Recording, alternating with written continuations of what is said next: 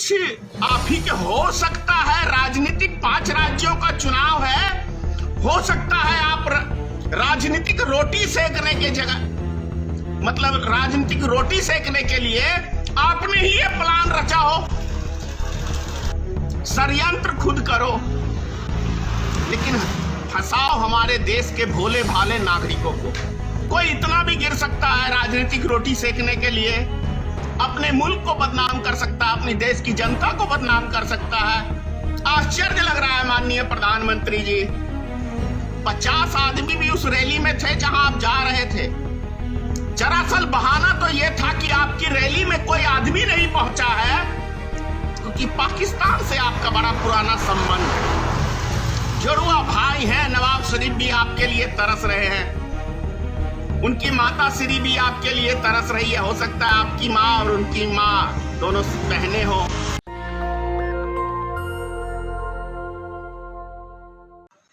माननीय प्रधानमंत्री जी श्री नरेंद्र मोदी जी, कल आप पंजाब में रैली के लिए जा रहे थे सड़क मार्ग से, और अचानक से आपका रास्ता रोक दिया जाता है। आपका कहना था किसानों ने मुझे जान से मारने की कोशिश की। कितने गोली चले, कितने बम चले, कितने डंडे चले, कितनी लाठियां चली, कोई एक व्यक्ति, एक भी उदाहरण आप दे सकते हैं जो इतना बड़ा देश के किसानों के ऊपर इल्जाम लगा रहे हैं? राजनीतिक रोटी सेकना ठीक है, लेकिन इतना नीचे गिर के ठीक नहीं है।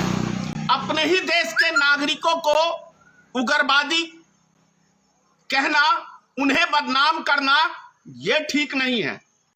अगर यदि लगता है कि भारत अब रहने लायक जगह नहीं है आपकी भाषा के अनुकूल, क्योंकि आपको भारत में ही डर लगता है, तो आपका रास्ता सीधे पाकिस्तान की तरफ गया हुआ है।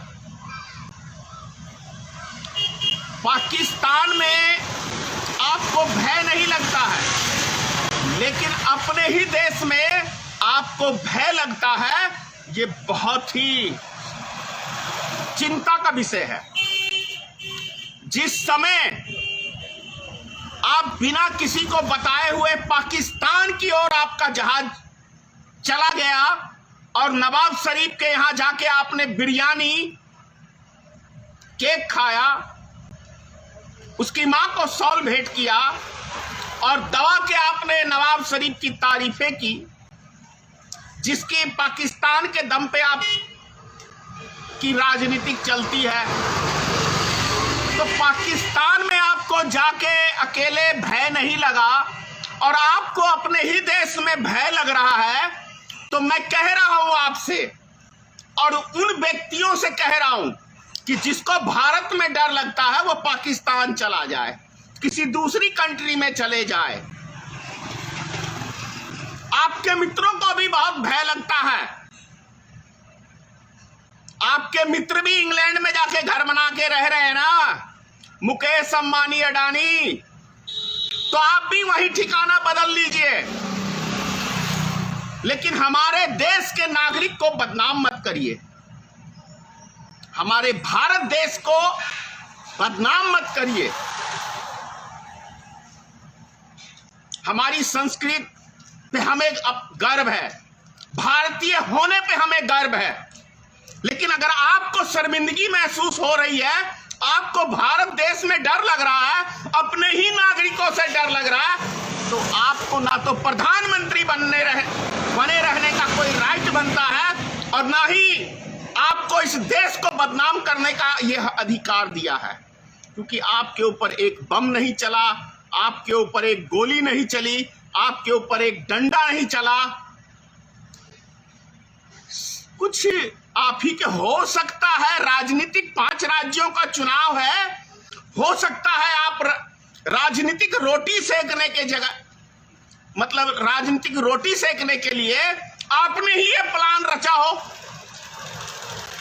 भाई गांधी मैदान में भी तो 14 बम फूटे थे, उस टाइम तो आपको भय नहीं लग रहा था माननीय प्रधानमंत्री जी। तब तो आप बड़े डंके की चोट पे कह रहे थे मुझे बम पटाखों से डर नहीं लगता, जितना फोड़ना है फोड़ो। तो फिर अभी पंजाब जा रहे हैं आप, तो एरोप्लेन में उड़ के जाते हैं, तो फिर ये जमीनी रास्ता क्यों चुना माननीय प्रधानमंत्री जी? सवाल तो उठता है, सवाल तो उठता है। और 4 आदमी आपका रास्ता रोक लेंगे, ये भी एक सवाल उठता है। षड्यंत्र खुद करो, लेकिन फंसाओ हमारे देश के भोले भाले नागरिकों को। गजब की राजनीतिक है माननीय प्रधानमंत्री जी। आश्चर्य लगता है आपकी सोच पे। कोई इतना भी गिर सकता है राजनीतिक रोटी सेकने के लिए, अपने मुल्क को बदनाम कर सकता है, अपनी देश की जनता को बदनाम कर सकता है। आश्चर्य लग रहा है माननीय प्रधानमंत्री जी। पुलवामा हमला हुआ था, अगले दिन सब सैनिकों का फोटो लगा के आप राजस्थान में चुनाव प्रचार कर रहे थे। शर्म नहीं आया था आपको? तब शर्म मर गया था, कोई मुद्दा नहीं बचा। तो यही मुद्दा सही कि देखो प्रधानमंत्री को मारने के लिए साजिश रची गई। हम पैदल जा रहे हैं, अपने ही आदमी को खड़े कर दो और पंजाबी भाइयों को बदनाम करो। भाई बहुत ही गंभीर विषय है, हमारे देश के एक एक नागरिक को सोचना चाहिए माननीय प्रधानमंत्री के इस बयान पे। दूसरी बात, 50 आदमी भी उस रैली में थे जहां आप जा रहे थे। दरअसल बहाना तो यह था कि आपकी रैली में कोई आदमी नहीं पहुंचा है, तो चलो सड़क के रास्ते चलते हैं और इसी को एक मोहरा बना देते हैं, इसी को एक साजिश का रूप दे देते हैं कि मेरे को जान से मारने की साजिश थी, मैं बाल बाल बच के आ गया, धन्यवाद पंजाब सरकार का। कमाल है फेंकू राम जी, फेंकते रहो और गोदी मीडिया आपके झूठ को सच में बदलने का प्रयास करते रहे। मैं फिर कह रहा हूं, भय मुक्त आप पाकिस्तान में जाके ठीक रहेंगे, क्योंकि पाकिस्तान से आपका बड़ा पुराना संबंध है। जुड़वा भाई हैं, नवाब शरीफ भी आपके लिए तरस रहे हैं, उनकी माता श्री भी आपके लिए तरस रही है। हो सकता है आपकी माँ और उनकी माँ दोनों बहनें हो।